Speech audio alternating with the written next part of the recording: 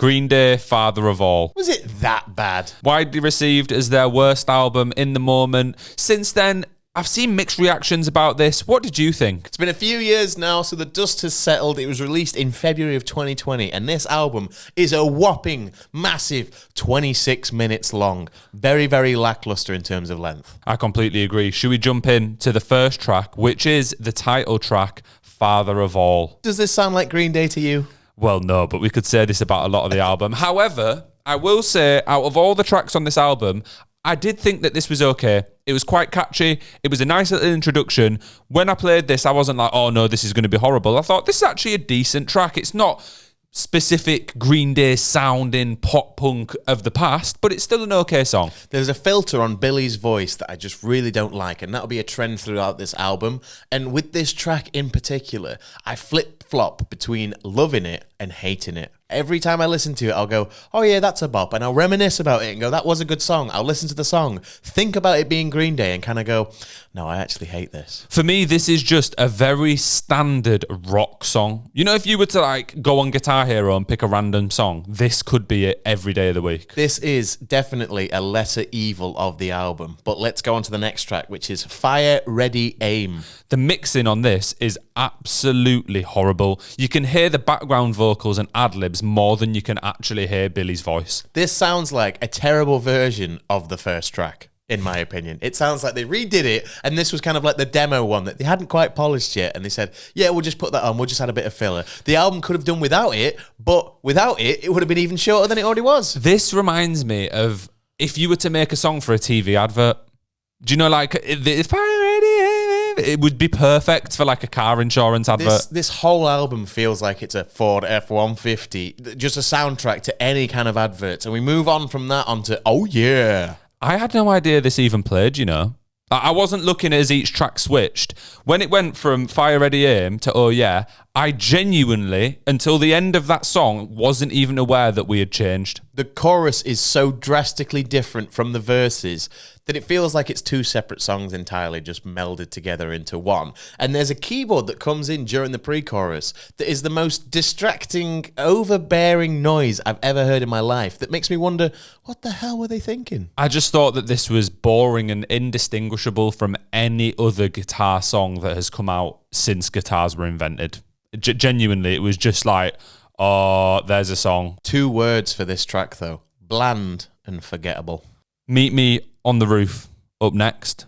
Clap, clap, clap, clap, clap, clap. Got to get that clapping in. The clapping is going to be something that we're going to hear. We've already heard on this album. We're going to hear it throughout this album. The fucking clapping. Why is it so loud? See, with this track for me, it was a more unique twist on Green Day trying to do a different genre. It more fell into like an indie track, which I don't mind. I think it's good for bands to experiment, and especially a band like Green Day who have been around for 20 plus years at the time of release. I get it. You want to test new things, but it just wasn't done in a particularly enthralling way. I don't think that this is a bad song, actually. I just think it's not. There's nothing to it. There's no like tangible, I'll take this. Ooh, this is a great song. This is a better song than the last 2 tracks, but it still has me questioning, what style are they actually going for? You're saying that it feels like an indie track. It feels like this.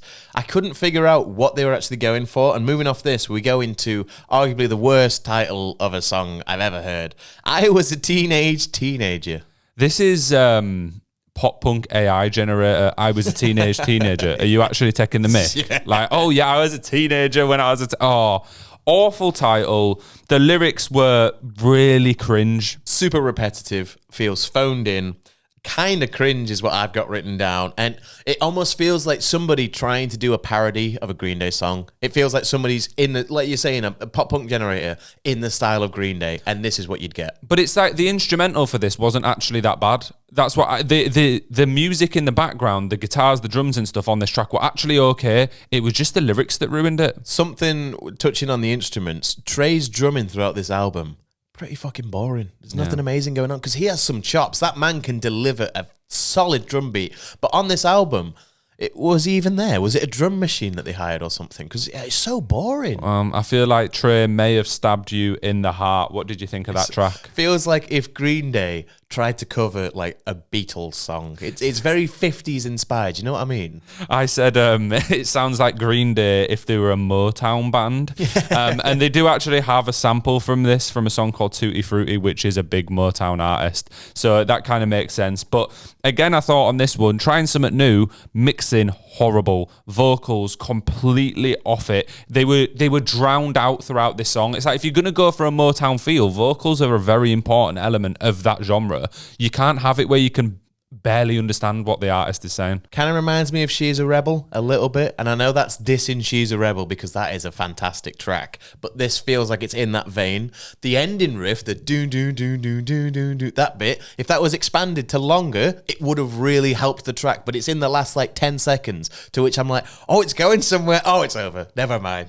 And when it was over, we went into Sugar Youth. I thought this was actually a slight improvement on the last few songs, to be honest. It built up quite nicely in a few moments throughout the song where I was like, oh, this is, it's getting me interested. I'm actually actively listening and been like, okay, there's bits here that I'm enjoying. Where's it going to go? It just didn't really go anywhere that far, but that's still an improvement on the last couple songs. A contender for my favourite track off the album, I think, definitely. There's a lot of energy. It's short, but it's not too short. It's fast-paced. There's a decent catchy chorus going on. I thought of all the tracks on this album, this is probably up there in the tiers. I thought that there was actually a bit more effort put into this one, a bit more consideration for the production elements, for how the different instruments work together to actually create, as you say, a catchy song. And moving off that, we go on to what I can only presume was the ideology behind this album, which is Junkies on a High. This was a bit more of an electronic song, if anything, that there was elements of more electronic rock in there.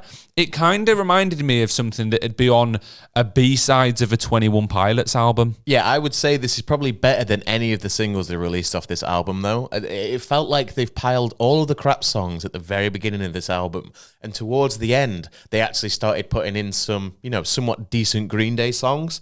We're on a much better run coming off the back of Sugar Youth than the first 3 or 4 tracks were. Oh, undeniably, this is 100 times better, but I still don't think this is a standout track. Like, this wouldn't be added to my playlist. I wouldn't ever recommend this to, if someone said, oh, who are Green Day? You'd never send them this still. It's just better than the already bad songs that we've listened to. When they released the album, they probably thought, you know what, we can just take the money and crawl. Strange cowboy Midwest intro, which I never ever expected to hear on a Green Day album. This was just a pointless song. I quite like this track. Really? Yeah, I quite like this track. I felt like they'd done something new on this track, which they've been trying for the previous songs on this album. But this time they'd actually hit the nail on the head. And that new sound actually worked well with Green Day's vibe. I just really didn't like it personally. I thought it was short and it just didn't add anything to the album from a creative standpoint for me. The mixing is slightly better on this track. The vocals are still very quiet though, so they could do with a bit of work on them. But in my opinion, I think the album is slowly redeeming itself at this point. And then we move on to the final track, which is Graffitia. Graffitia? Graffiti? No idea. Yeah, I'm not sure what it's actually called.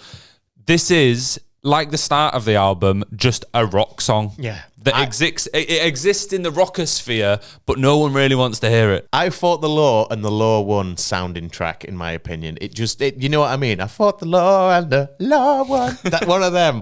I've not got a lot to say about this track. I think it's very, very boring, and I think it is such a weak ending to the album. I completely agree. Shall we give some thoughts on the album as a whole? Tim, what did you think? Short, bland, overproduced. Wow, 3 quick fire words there.